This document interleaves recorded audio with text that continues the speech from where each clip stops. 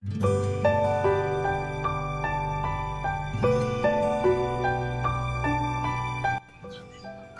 Doctor Rajesh Patel, incharge zoo superintendent, Sarthana nature park, Surat મહાનગરપાલિકા.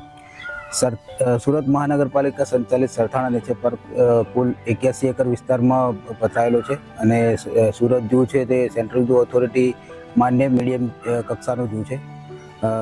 સુરત ઝૂમાં જે સુરત શહેર વિસ્તાર અને આજુબાજુના જિલ્લા વિસ્તારના વાર્ષિક 9 થી 10 લાખ વિઝિટરો મુલાકાત લેતા હોય છે.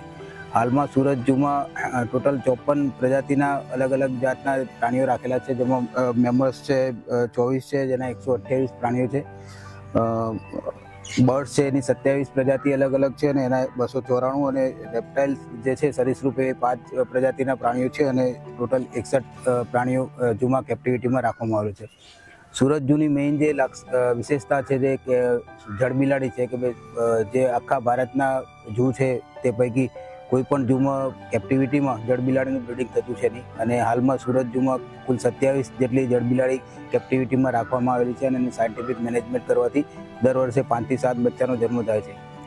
અત્યાર સુધીમાં આપણે સુરત ઝૂમાંથી કુલ 18 જેટલી જળબિલાડી બીજા પ્રાણી સંગ્રહાલયોમાં એક્સચેન્જ પ્રાણી વિનિમય પ્રોગ્રામ હેઠળ આપવામાં આવેલી છે, અને એની સામે આપણને લાયન છે, સફેદ વાઘ છે અને બીજા ઘણા બધા પ્રાણીઓ પ્રાણી વિનિમય પ્રોગ્રામ હેઠળ મેળવવામાં આવેલી છે.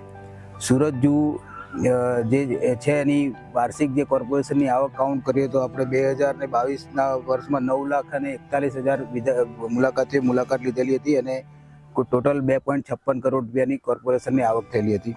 2023માં 8.76 લાખ વિઝિટર્સે મુલાકાત લીધેલી હતી અને 2.76 કરોડની આવક કોર્પોરેશનને થયેલી હતી. અને 2024માં ગત 27 નવેમ્બર સુધીમાં 6.32 લાખ મુલાકાત લીધેલી છે અને 1.74 કરોડની કોર્પોરેશનની પ્રવેશ ટિકિટની આવક પેટે આવક થયેલ છે.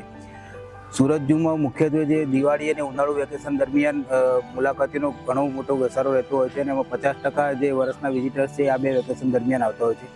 હમણાં જ રિસન્ટ જે દિવાળી વેકેશન પૂરું થયું એમાં 2024માં આપણે ગણીએ તો 21 દિવસના વેકેશન દરમિયાન કુલ 1.91 લાખ જેટલા મુલાકાતીઓ મુલાકાત લીધી હતી અને તેઓની પ્રવેશ ટિકિટ આવક પેટે કોર્પોરેશનને 52.66 લાખ રૂપિયાની આવક થયેલી છે. સુરત ઝૂના જે પણ પ્રાણીઓ પક્ષીઓ છે સેન્ટ્રલ ઝૂ ઓથોરિટીના ગાઈડલાઇન અને એના સ્ટાન્ડર્ડ પ્રમાણે કેપ્ટિવિટીમાં નિભાવવામાં આવે છે અને તેનું દર 2 વર્ષે સેન્ટ્રલ ઝૂ ઓથોરિટી દ્વારા મોનિટરિંગ કરવામાં આવે છે અને રેકોગ્નિશન માટે સાઇટ વિઝિટ કરવામાં આવે છે, અને તે દરમિયાન તેઓ દ્વારા જે કંઈ પણ ક્વેરી કે સજેશન હોય છે એનું ઇમ્પ્લિમેન્ટેશન કરવાનું રહે છે અને જે વખતે મહાનગરપાલિકા દ્વારા એને પરિપૂર્ણ કરવામાં આવે છે.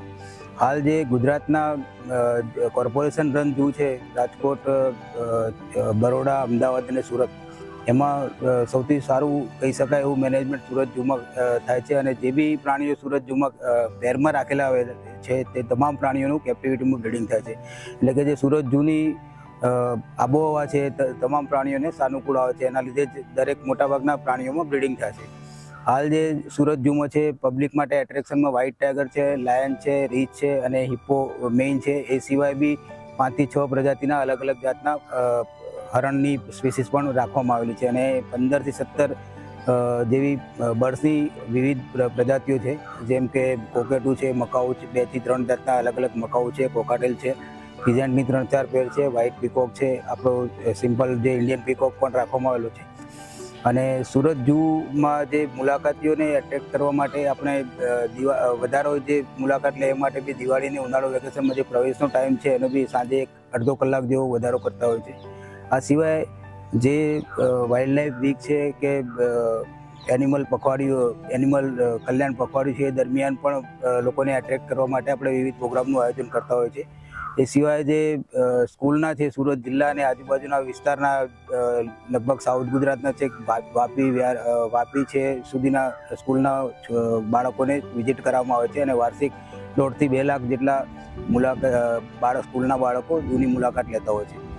મેઇનલી જે ઝૂનો કન્સેપ્ટ છે કે ભાઈ એજ્યુકેશન, કન્ઝર્વેશન અને બ્રીડિંગ, એટલે એજ્યુકેશન આસ્પેક્ટથી જે સ્કૂલના જે બાળકો છે એ લોકોને વધારે એજ્યુકેટ કરવામાં આવે છે અને કેવી રીતના વાઇલ્ડ લાઈફને પ્રોટેક્ટ કરી શકાય એ માટેનું બી આપણે આયોજન કરતા હોઈએ છીએ. વખત એના માટે પ્રોગ્રામ છે, લેક્ચર આયોજન કરતા હોય છે. કન્ઝર્વેશનના આસ્પેક્ટથી જોઈએ તો જે દરેક ઝૂમાં 2-3 કોઈ સ્પીસીસ લોકેટ કરી અને એનું બ્રીડિંગ કરવામાં આવતું હોય છે. જેમ કે સુરત ઝૂમાં મેઇનલી સ્લોથ બિયર છે, જળબિલાડી છે, એના પર વધારે ફોકસિંગ કરીને આપણે એની કેપ્ટિવિટીમાં એની સંખ્યા વધારવાનો પ્રયત્ન કરીએ છીએ. ઝૂમાં જે કંઈ પણ પ્રાણીઓ છે આપણે ઇન્ડિજિનસ એનિમલ્સ છે અને સીઝેડની પોલિસી પ્રમાણે કોઈ જગ્યાથી આપણે પરચેસ કરી શકતા છે અને એનો પ્રાઇસ ટેગ રિમૂવ થયો એટલે, અને બીજા ઝૂ સાથેથી આપણા સરપ્લસ એનિમલ એક્સચેન્જ કરીને મેળવવામાં આવે છે. જેથી કરીને જે ઇમ્પોર્ટન્ટ સ્પીસીસ છે કે જેની વાઇલ્ડમાં સંખ્યા ઘટતી હોય છે એના બ્રીડિંગ માટે મેઇન ફોકસિંગ કરી અને એની સંખ્યા વધારવામાં આવે છે. એના કારણે જે આપણે જોડે વધારે સારી સ્પીસીસના જાનવરો એક્સચેન્જ થઈને બીજી ઝૂમાંથી આપણને સારા પ્રાણીઓ મળી રહે છે.